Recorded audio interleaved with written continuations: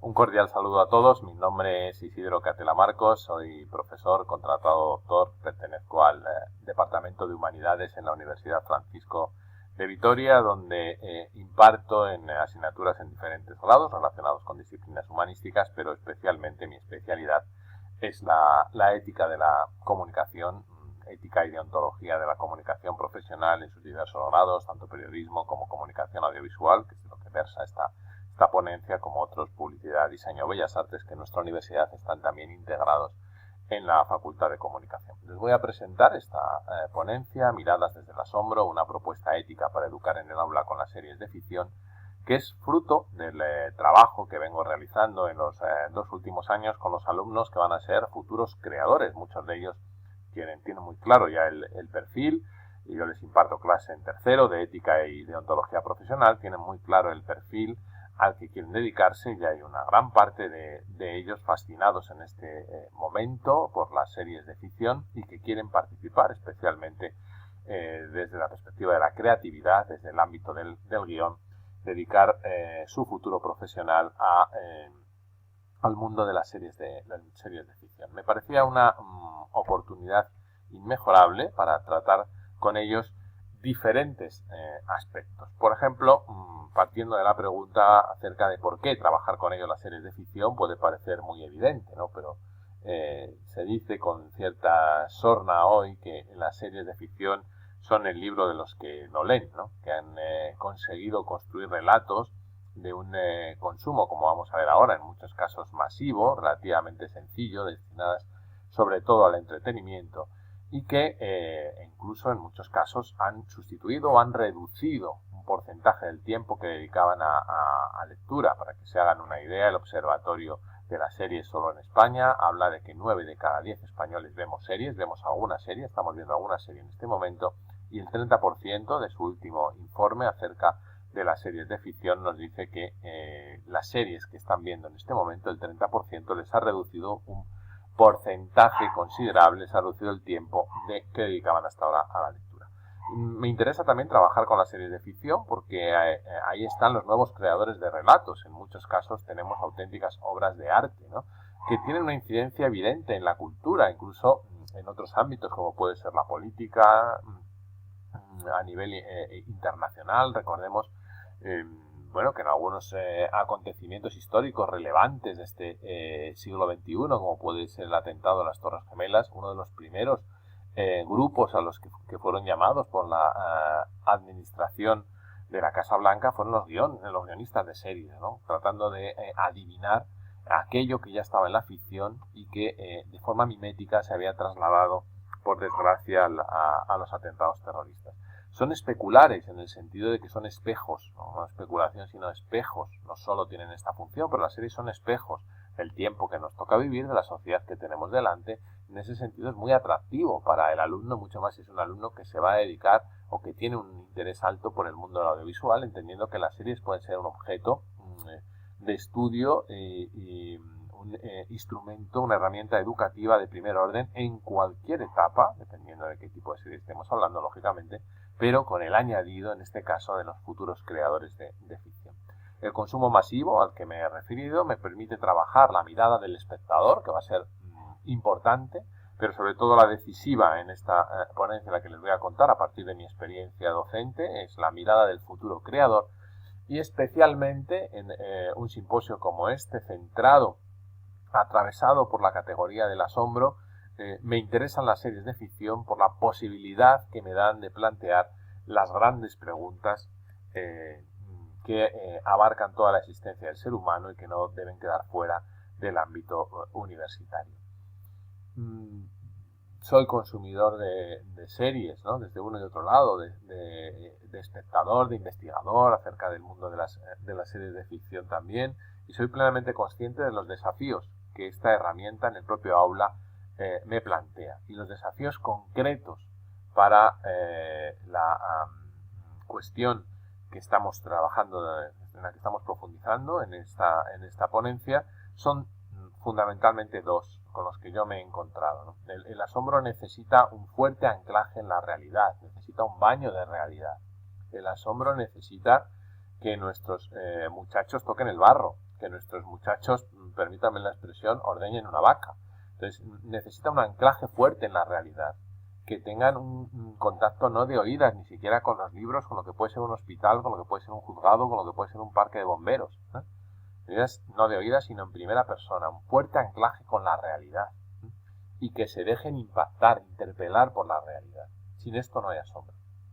Claro, las series de ficción, que he dicho que son especulares, ese espejo en muchos casos es deformado, no entendamos ahora por un relato manipulado deliberadamente, sino una deformación necesaria para la construcción del relato, incluso para el género que se decide, que se decide contar, que se emplea para contar, y nos encontramos aquí con una dificultad que se convierte en un desafío, en un reto, y es la proliferación en los últimos años de relatos distópicos.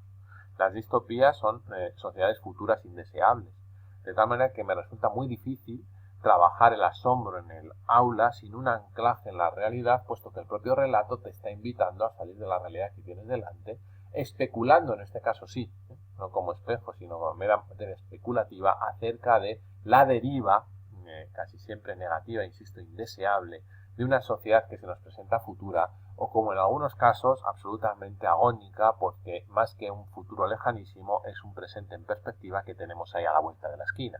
Estoy pensando en series de distopías tecnológicas, como puede ser, por ejemplo, Black Mirror, que he estudiado en otros lugares. Al mismo tiempo, el asombro necesita una buena dosis de contemplación, un consumo reposado y un consumo crítico, al igual que para crear vamos a necesitar eso, ¿no?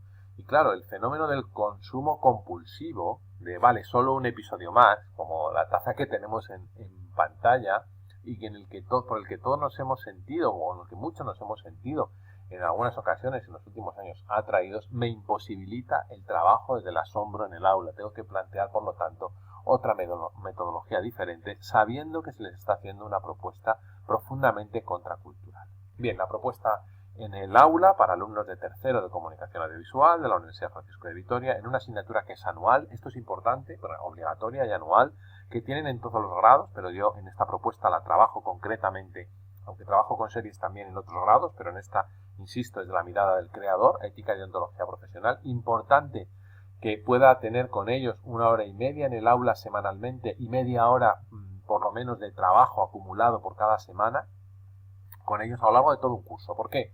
Porque me permite trabajar, como voy a ver ahora, el valor de la espera, contracorriente del consumo compulsivo, porque me permite ver la maduración y el entender con los alumnos que es un proyecto, que no es una ocurrencia que se consume desaforadamente y con la que vamos a terminar la semana que viene y venga una novedad y vamos a estar por lo tanto metidos en la tiranía de la novedad, sino que vamos a tratar de ir a contracorriente para asombrarnos también con el lento discurrir de las cosas, de los procesos.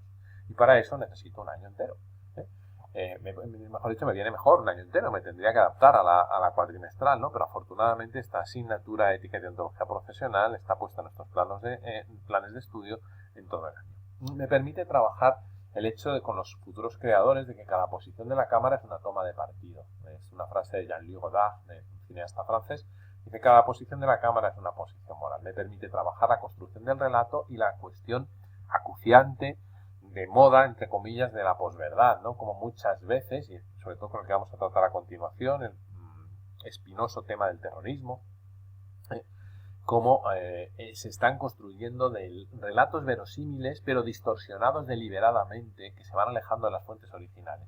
Y mucha gente que no ha conocido los hechos tal y como sucedieron, tienen ahora en el relato cocinado esta posverdad que tanto daño puede llegar a hacer y que tanto mata el asombro, lógicamente. Me permite incluir las grandes preguntas que no pueden quedar fuera de la universidad. El misterio de la alegría, del sufrimiento humano, la cuestión del mal. Las grandes preguntas requieren un acercamiento interpelador que nos fascine.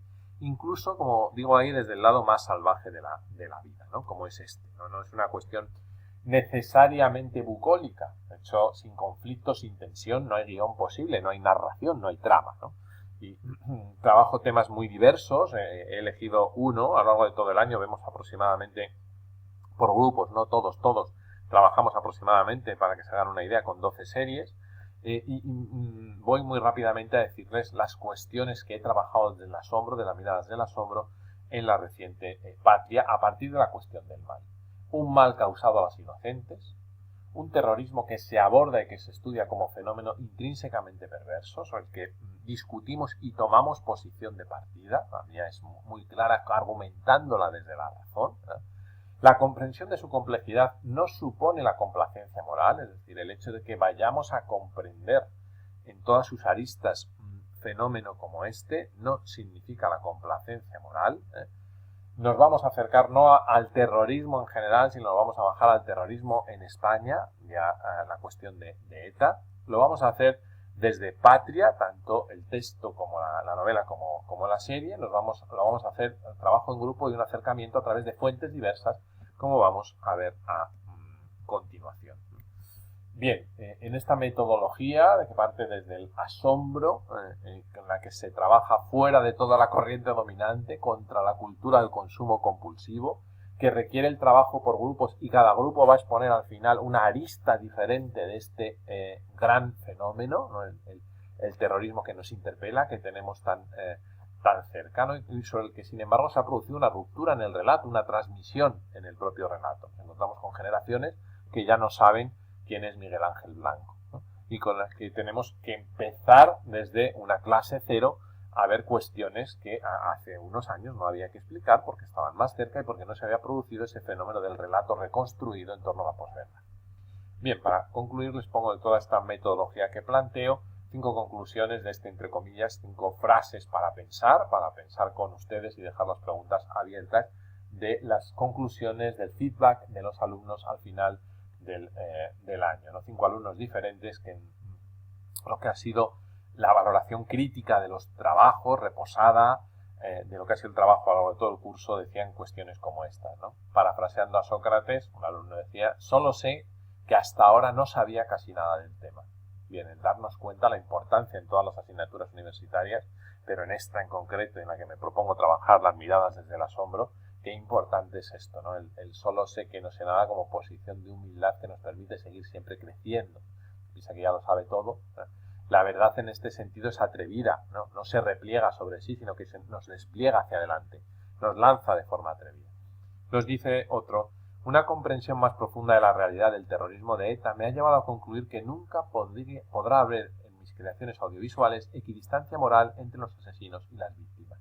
En la complejidad del fenómeno, la comprensión desde diferentes fuentes le ha llevado a una toma de postura clara, alejada de falsos farisaicos objetivismos morales que por otro lado son imposibles cuando uno tiene una parcela de la realidad en las manos mirada a través de una cámara, ¿no? Pero nuestra propia mirada como ser humano es mucho más cuando está mediada por una cámara. Aspiro, nos dice otro, a no dejar de asombrarme cada día. Con este trabajo lo he conseguido. Creo que es la única manera de que consiga asombrar a mis futuros espectadores, los relacionados que están en el futuro creador, el que sea capaz de asombrarse para que consiga asombrar, ¿no? Una mirada detenida sobre el ser humano basta para saber que no somos clines, que a todos nos molesta que se nos use y nos tire, que se nos cosifique. Y la violencia terrorista es una de las formas más brutales de cosificación que conozco. Y por último, he comprendido que no puedo dejar nunca de cultivar mi mirada, que la sensibilidad también se educa. No habría podido hacer este trabajo viéndome la serie de un tirón, sin consultar entrevistas con los autores de la novela y de la serie, o sin escuchar testimonios directos de víctimas del terrorismo. 5 conclusiones, entre comillas, como les pongo ahí, de los alumnos para pensar y para dejar los puntos suspensivos abiertas a todas las preguntas que ustedes quieran formular.